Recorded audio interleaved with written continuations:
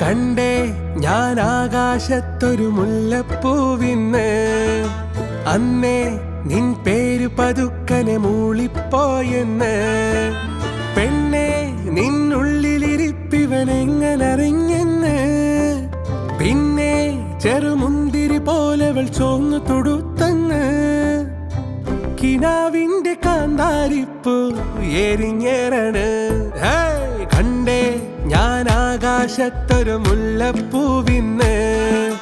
അന്നേ നിൻ പേര് പതുക്കനെ മൂളിപ്പോയെന്ന്